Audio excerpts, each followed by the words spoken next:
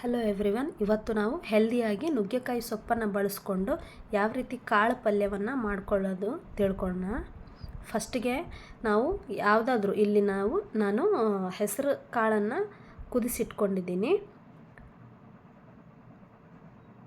ಆಮೇಲೆ ನುಗ್ಗೆಕಾಯಿ ಸೊಪ್ಪು ಫಸ್ಟಿಗೆ ಒಂದು ಪ್ಯಾನಿಗೆ ಆಯಿಲ್ನ ಹಾಕ್ಕೋಬೇಕು. ಆಯಿಲ್ ಹಾಕ್ಕೊಂಡು ಆಯಿಲ್ ಬಿಸಿ ಮಾಡ್ಕೋಬೇಕು.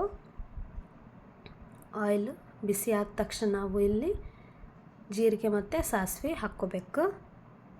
ಜೀರಿಗೆ ಮತ್ತು ಸಾಸಿವೆ ಒಂದು 20 ಸೆಕೆಂಡ್ ಎಣ್ಣೆಯಲ್ಲಿ ಚೆನ್ನಾಗಿ ಚಟಪಟ ಅಂತ ಸಿಡ್ದಾದಮೇಲೆ ಇದಕ್ಕೆ ನಾವೇನು ಹಾಕ್ಕೋಬೇಕು, ಕರಿಬೇವಿನ ಸೊಪ್ಪು ಹಾಕ್ಕೋಬೇಕು.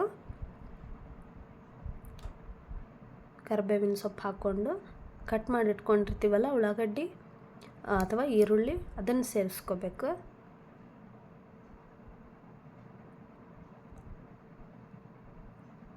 ಆಮೇಲೆ ಒಂದು 2-3 ಹಸಿರು ಮೆಣಸಿನ್ಕಾಯಿ ಸಣ್ಣದಾಗಿ ಕಟ್ ಮಾಡಿ ಇಟ್ಕೊಳ್ಬೇಕು, ಅದನ್ನು ಸೇರಿಸ್ಕೋಬೇಕು. ಇವೆಲ್ಲನ ಚೆನ್ನಾಗಿ ಮಿಕ್ಸ್ ಮಾಡಬೇಕು. ಉಳ್ಳಾಗಡ್ಡಿ ಚೆನ್ನಾಗಿ ಸಾಫ್ಟ್ ಆಗಬೇಕು ಎಣ್ಣೆಯಲ್ಲಿ, ಅಲ್ಲಿವರೆಗೂ ನಾವು ಬಾಡಿಸ್ಕೋಬೇಕು ಇದನ್ನು. ಆಮೇಲೆ ನಾವು ಚಿಲ್ಲಿ ಪೌಡ್ರು ಸೇರಿಸ್ಕೊತೀವಿ ಟೇಸ್ಟಿಗೆ. ಸುಮ್ಮನೆ ಒಂದು 2-3 ಹಸಿರು ಮೆಣಸಿನ್ಕಾಯಿ ಹಾಕ್ಕೋಬೇಕು. ನಂತರ ಗ್ಯಾಸ್ ಲೋ ಫ್ಲೇಮಲ್ಲಿ ಇಟ್ಕೊಂಡು ನುಗ್ಗೆಕಾಯಿ ಸೊಪ್ಪನ್ನು ಸೇರಿಸ್ಕೋಬೇಕು. ಇಲ್ಲಿ ನಾನು ಚೆನ್ನಾಗಿ ತೊಳೆದು ಇಟ್ಕೊಂಡಿದ್ದೀನಿ. ನುಗ್ಗೆಕಾಯಿ ಸೊಪ್ಪು ಸೇರಿಸ್ಕೊಂಡು ಚೆನ್ನಾಗಿ ಮಿಕ್ಸ್ ಮಾಡ್ತಾ ಬರಬೇಕು. ಲೋ ಫ್ಲೇಮಲ್ಲೇ ಇಡಬೇಕಾ, ಮೀಡಿಯಮ್ ಫ್ಲೇಮು ಬೇಡ, ಹೈ ಫ್ಲೇಮು ಬೇಡ, ಲೋ ಫ್ಲೇಮಲ್ಲೇ ಇಟ್ಟು ಚೆನ್ನಾಗಿ ಬಾಡಿಸ್ಕೋಬೇಕು. ಇದು ಇದು ಎಲೆ ಸ್ವಲ್ಪ ಸಾಫ್ಟ್ ಆಗೋವರೆಗೂ, ಅಂದರೆ ಈ ಸೊಪ್ಪು ಸಾಫ್ಟ್ ಆಗೋವರೆಗೂ ಲೋ ಫ್ಲೇಮಲ್ಲಿರೋದೇ ಒಳ್ಳೆಯದು. ಇಲ್ಲಾಂದ್ರೆ ಕಪ್ಪಗಾಗ್ಬಿಡುತ್ತಿದೆಲ್ಲ, ಸುಟ್ಟೋಗಂಗೆ ಸ್ಮೆಲ್ ಬರುತ್ತೆ. ನೋಡಿರಿ, ಇದು ಆಲ್ಮೋಸ್ಟು ಆಗೈತಿ. ಒಂದು 5-6 ನಿಮಿಷ ಕುದಿಸ್ಕೊಂಡಾಗ ಇದು ಹಿಂಗೆ ಸಾಫ್ಟ್ ಆಗೈತಿ. ಇವಾಗಂತೂ ಕಂಪ್ಲೀಟ್ ಸಾಫ್ಟ್ ಆಯಿತು. ಇದಕ್ಕೆ ಇವಾಗ ನಾವು ಅರಿಶಿಣ ಪೌಡ್ರು, ಆಮೇಲೆ ರುಚಿಗೆ ತಕ್ಕಷ್ಟು ಉಪ್ಪನ್ನು, ಆಮೇಲೆ ಖಾರದ ಪುಡಿ ನೋಡಿ ಹಾಕ್ಕೊರಿ. ಆಲ್ರೆಡಿ ಹಸಿ ಮೆಣಸಿನ್ಕಾಯಿ ಹಾಕ್ಕೊಂಡೀವಿ.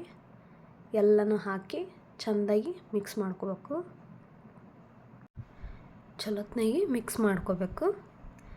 ಸ್ವಲ್ಪ ಲೋ ಫ್ಲೇಮಲ್ಲೇ ಇದನ್ನೆಲ್ಲ ಮಾಡಿದರೆ ಒಳ್ಳೆಯದು, ಯಾಕಂದರೆ ಇದ್ರಾಗ ನೀರು ಹಾಕಿಲ್ಲಲ್ಲ, ಸೊ ಹಾಗಾಗಿ ಚಲೋತ್ನಾಗಿ ಒಂದು 5 ನಿಮಿಷ ಬಾಡಿಸ್ಕೋಬೇಕು.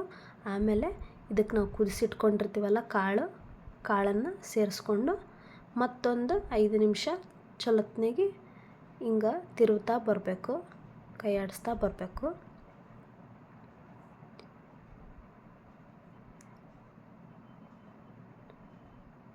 ಇದನ್ನೊಂದು 5 ನಿಮಿಷ ಬಿಟ್ಬಿಟ್ರೆ ಆಯಿತು.